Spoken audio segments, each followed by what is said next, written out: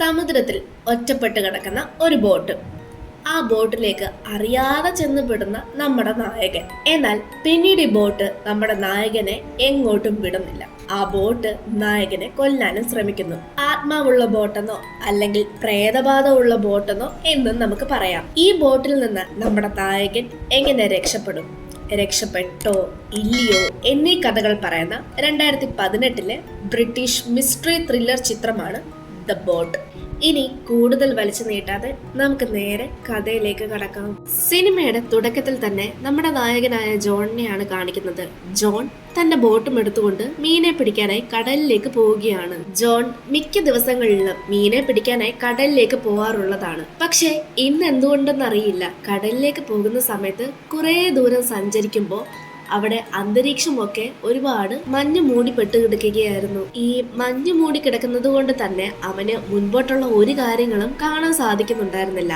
അങ്ങനെ മുൻപോട്ട് പോയിക്കൊണ്ടിരിക്കുന്ന സമയത്ത് ജോണിന്റെ ബോട്ട് മറ്റൊരു ബോട്ടിൽ ചെന്ന് ഇടിക്കും. ജോണ് പെട്ടെന്ന് എന്ത് ചെയ്യണമെന്നറിയാതെ നിൽക്കുകയാണ്. കാരണം ഇന്നത്തെ അന്തരീക്ഷം ഒന്നാമതേ മോശമായിരുന്നു. മാത്രമല്ല മുൻപ് ഈ വഴി വന്നപ്പോഴൊക്കെ ജോണ് ഇങ്ങനൊരു ബോട്ടിനെ അവിടെ കണ്ടിട്ടുണ്ടായിരുന്നില്ല. പക്ഷെ ഇതിപ്പോ പെട്ടെന്ന് ഇങ്ങനൊരു ബോട്ട്, അതും അവിടെ കാണാത്ത ടൈപ്പ് ഒരു ബോട്ട്. ഇതിൽ ഏറ്റവും ആശയകരമായ കാര്യം എന്തെന്നാൽ ജോണിന്റെ ബോട്ട് ആ ബോട്ടിൽ ചെന്ന് ഇടിച്ചപ്പോഴും ആരും ഇറങ്ങി വന്ന് നോക്കുകയോ ഒന്നും തന്നെ ചെയ്തിട്ടുണ്ടായിരുന്നില്ല.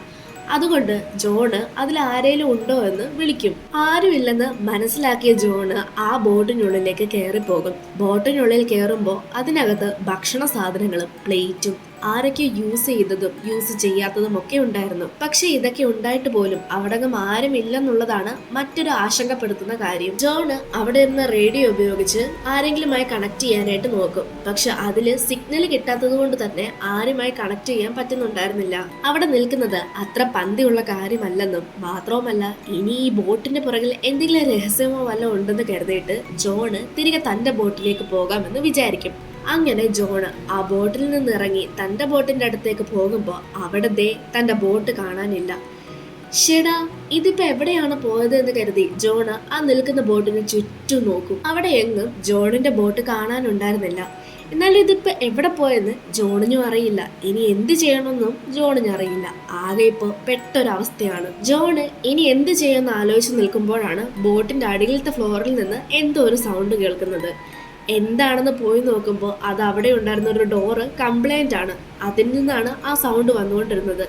പക്ഷെ അടിയിലത്തെ ഫ്ലോറിലും ആരും ഉണ്ടായിരുന്നില്ലെന്നുള്ളത് മറ്റൊരു വാസ്തവം.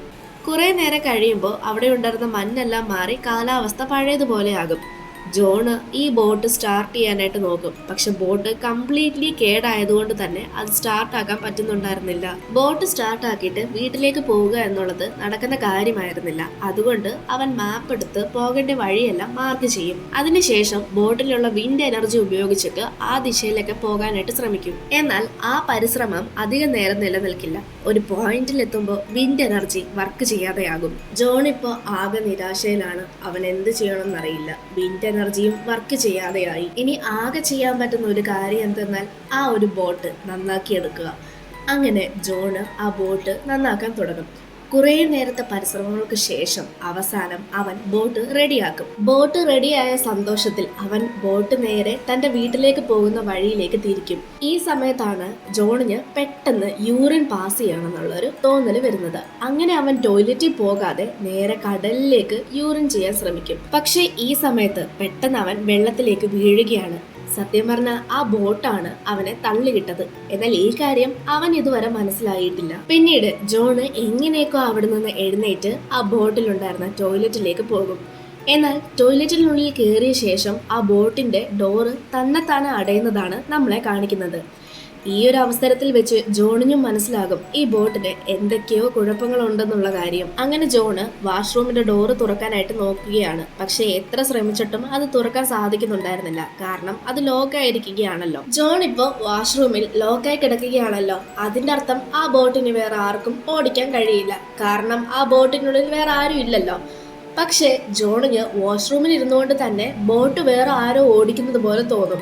അതായത് ബോട്ടിനിപ്പോൾ മൂവ്മെന്റ് ഉള്ളത് പോലെ തോന്നും. ജോണിന് ഓൾറെഡി മനസ്സിലായി കഴിഞ്ഞിരിക്കുന്നു ബോട്ടിനുള്ളിൽ എന്തൊക്കെയോ പ്രശ്നങ്ങൾ ഉണ്ടെന്നുള്ള കാര്യം. എങ്കിലും ജോണ് തന്നെ കൊണ്ട് പറ്റുന്നത് പോലെ തന്നെ ആ ബോട്ടിന്റെ അതായത് വാഷ്റൂമിന്റെ ഡോറ് ഓപ്പൺ ചെയ്യാൻ നോക്കും. പക്ഷെ അതെല്ലാം പാഴായി പോവുകയാണ് ചെയ്തത്. ഈ സമയം ജോണ് ബോട്ടിന് വെളിയിൽ ഒരു ഷിപ്പിന്റെ സൗണ്ട് കേൾക്കും. വാഷ്റൂമിന്റെ വിൻഡോ വഴി അവൻ പുറത്തേക്ക് നോക്കുന്ന സമയത്ത് അതൊരു ഷിപ്പാണ്. ജോണ് തന്റെ ഷർട്ട് ഊരി ആ ഒരു വിൻഡോയിലൂടെ വെളിയിലിട്ട് കറക്കി കാണിക്കും. അതായത് അങ്ങനെ ചെയ്യുമ്പോൾ ആ ഷിപ്പിലുള്ള ആരെങ്കിലും തന്നെ കാണുമെന്ന് വിചാരിച്ചിട്ടാണ്. എന്നാൽ തൻ്റെ ആ ഒരു ബുദ്ധി പാഴായി പോവുകയാണ് ചെയ്തിട്ടുണ്ടായിരുന്നത്. ജോണ് കുറേ നേരം അവിടെ ഇരിക്കും. പക്ഷെ അവനെ എന്ത് ചെയ്യണമെന്ന് ഒരൊത്തും പിടിയും കിട്ടുന്നുണ്ടായിരുന്നില്ല. ജോണിന് തൻ്റെ വീട്ടിലേക്കാണ് പോകേണ്ടത്. പക്ഷെ ഈ ബോട്ട് ഇപ്പൊ എങ്ങോട്ടാണ് പോകുന്നത് എന്ന് ജോണിന് അറിയില്ല. അതുകൊണ്ട് ഈ ബോട്ടിനെ നിർത്തണം. അക്കാരണം കൊണ്ട് ജോണ് വാഷ്റൂമിൽ കിടന്നൊരു വയറെടുത്ത് കെട്ടി പുറത്തേക്ക് എറിയും. അതായത് വാഷ്റൂമിന്റെ വിൻഡോ വഴി പുറത്തേക്ക് എറിയും. വിൻഡോ വഴി പുറത്തേക്ക് എറിഞ്ഞ് ആ വയറ് ബോട്ടിന്റെ ബാക്കിലത്തെ വീലിൽ വന്ന് കുടുങ്ങുകയും അങ്ങനെ ബോട്ട് നിർത്താമെന്ന് ജോണ് വിചാരിച്ചത്. പക്ഷെ അവൻ വിചാരിച്ചതുപോലെ ബോട്ടിന്റെ ബാക്കില് ഈ വയറ് കുടുങ്ങും. എന്നാൽ അതോടൊപ്പം തന്നെ അവന്റെ കഴുത്തിലും ഈ വയറ് കുടുങ്ങും. ഒരു ഘട്ടത്തിൽ അവൻ മരിക്കുമെന്ന നിലയിൽ വരെ എത്തും. എങ്കിലും അവൻ എങ്ങനെയൊക്കെ ഭാഗ്യം കൊണ്ട് രക്ഷപ്പെടും. ജോണ് അങ്ങനെ കുറെ നേരം വാഷ്റൂമിൽ കിടക്കും. എന്നാൽ കുറച്ചു കഴിയുമ്പോൾ അവന് പെട്ടെന്ന് ദാഹിക്കാൻ തുടങ്ങും. ഇങ്ങനെ ദാഹിക്കുന്ന സമയം തന്നെ ആ വാഷ്റൂമിൽ നിന്ന് പെട്ടെന്ന് എവിടെ നിന്നോ വെള്ളം വരികയാണ്. സത്യം പറഞ്ഞാൽ ബോട്ട് മുങ്ങിപ്പൊക്കൊണ്ടിരിക്കുകയാണ്. ഇത് മനസ്സിലാക്കാതെ ജോണ് ആ വെള്ളം എടുത്ത് കുടിക്കാൻ നോക്കും. എന്നാൽ അത് കടലിലെ വെള്ളമാണ്. അതിനാൽ തന്നെ അതിൽ ഉപ്പ് രസം ഉണ്ടാകും. ഇത് മനസ്സിലാക്കിയ ജോണ് പെട്ടെന്ന് ആ വെള്ളം തുപ്പിക്കളയും. അത് മാത്രമല്ല ആ ഒരു ഘട്ടത്തിൽ ജോണിന് മനസ്സിലാകും ബോട്ട് മുങ്ങുകയാണെന്നുള്ള കാര്യം. ഇനി വാഷ്റൂമിൽ നിൽക്കുന്നത് അത്ര പന്തിയുള്ള കാര്യമല്ല. കാരണം വെള്ളം മുങ്ങിക്കഴിഞ്ഞാൽ തന്റെ ജീവനും അത് ആപത്താണ്. മറുവശത്ത് നമ്മളെ ബോട്ടിന്റെ വീല് ഓട്ടോമാറ്റിക് ആയിട്ട് കറങ്ങുന്നതാണ് കാണിക്കുന്നത്. അതായത് ആ ബോട്ട് സ്വയമേ എങ്ങോട്ടോ പോവുകയാണ്. ഇതേ സമയം ബോട്ടിന്റെ അടിയിലത്തെ ഫ്ലോറിലാണെങ്കിൽ വെള്ളം മുങ്ങിയിരിക്കുന്നു. ജോണിനിപ്പോ കഷ്ടിച്ച് ശ്വാസം വിടാൻ മാത്രമുള്ള സ്ഥലമേ ഉണ്ടായിരുന്നുള്ളൂ. കാരണം കഴുത്ത് വരെ ഏകദേശം വെള്ളം മുങ്ങിയിരിക്കുകയാണ്. പോരാത്തേന് കടലിലോ നല്ല തിരമാലയും അടിക്കുന്നുണ്ട്. അങ്ങനെ എങ്ങനെയൊക്കെ ജോണ് നേരം വെളുപ്പിക്കും. നേരം വെളുക്കുമ്പോ അവൻ മരിച്ചിട്ടില്ല. ഭാഗ്യം, മരിച്ചിട്ടില്ല. പക്ഷെ എങ്ങനെ ഇവിടെ നിന്ന് രക്ഷപ്പെടും? ഇങ്ങനെ ഇവിടെ ഇരുന്നാൽ പറ്റില്ല. എങ്ങനെയെങ്കിലും അവിടെ നിന്ന് രക്ഷപ്പെടണം. ജോണ് വാഷ്റൂമിന്റെ ഡോറ് ആനാനി ഇടിച്ച് അവസാനം ആ ഡോറ് തുറന്ന് അവൻ വെളിയിലേക്ക് വരും. വെളിയിലേക്ക് വന്നപ്പോഴാണ് ജോണിന് ആശ്വാസമായത്. ഓൾറെഡി ജോണ് നിൽക്കുന്ന ബോട്ട് മുങ്ങി തുടങ്ങിയിരിക്കുന്നല്ലോ. അതുകൊണ്ട് ഈ ബോട്ട് എപ്പം വേണേലും മുങ്ങുമെന്ന് കരുതിയിട്ട് ജോണ് ഒരു ചെറിയ സേഫ്റ്റി ബോട്ട് ഉണ്ടാക്കും. ശേഷം ജോണ് അതിൽ കയറി രക്ഷപ്പെടാമെന്ന് വിചാരിക്കും.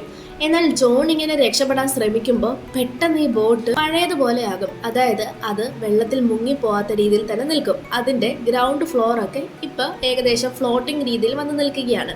ഇത് കാണുന്ന ജോണിന് അത്ഭുതം തോന്നും. കാരണം താൻ വെള്ളത്തിലേക്ക് ഇറങ്ങിയ സമയത്ത് ഇത് ഏകദേശം പകുതിയോളം മുങ്ങിയിരുന്നു. പിന്നീട് ജോണ് ബോട്ടിനുള്ളിലേക്ക് തിരികെ വന്നതിന് ശേഷം അതിന്റെ ലീക്കും അതുപോലെ മെക്കാനിക് സൈഡൊക്കെ ക്ലിയർ ചെയ്യും. അതോടൊപ്പം തന്നെ റേഡിയോയിൽ സിഗ്നൽ കിട്ടുന്നുണ്ടോ എന്നും ജോൺ നോക്കും. എന്നാൽ അതിനുള്ളിൽ സിഗ്നൽ കിട്ടുന്നുണ്ടായിരുന്നില്ല. ഇങ്ങനെ ഇരിക്കുമ്പോഴാണ് ജോണ് തന്റെ മുൻപിലൂടെ മറ്റൊരു ബോട്ട് കാണുന്നത്. ഇത് കണ്ട ജോണ് ആ ഒരു സേഫ്റ്റി ബോട്ട് ഉപയോഗിച്ച് ആ ബോട്ടിന്റെ അടുത്തേക്ക് പോകാനായിട്ട് ശ്രമിക്കും. എന്നാൽ ഈ സമയത്ത് ആ ഒരു ബോട്ട്, അതായത് ജോൺ ഉണ്ടായിരുന്ന ആ ഒരു ബോട്ട് അവന് നേരെ പാഞ്ഞെത്തുകയാണ്. അതായത് അവനെ കൊല്ലാൻ വരുന്നത് പോലെയാണ് വരുന്നത്. ഇത് കണ്ട ജോണ് പെട്ടെന്നെടുത്ത് വെള്ളത്തിലേക്ക് ചാടും. കുറെ നേരം അങ്ങനെ വെള്ളത്തിൽ തന്നെ കിടക്കും. ഒരു ഘട്ടം എത്തുമ്പോൾ വെള്ളത്തിനടിയിൽ എന്തൊക്കെയോ സൗണ്ട് കേൾക്കും. അവൻ വിചാരിക്കുന്നത് അത് ഷാർക്ക് ആണെന്നാണ്. എന്നാൽ അത് ശരിക്കും ഡോൾഫിൻ ആയിരുന്നു. പിന്നീട് ജോൺ വീണ്ടും നീന്തി നീന്തി നീന്തി ആ ഒരു ബോട്ടിനുള്ളിലേക്ക് തന്നെ കയറിയിരിക്കും. കുറെ നേരം വെള്ളത്തിൽ കിടന്നതുകൊണ്ട് തന്നെ ജോണിന് നല്ല തണുപ്പുണ്ട്.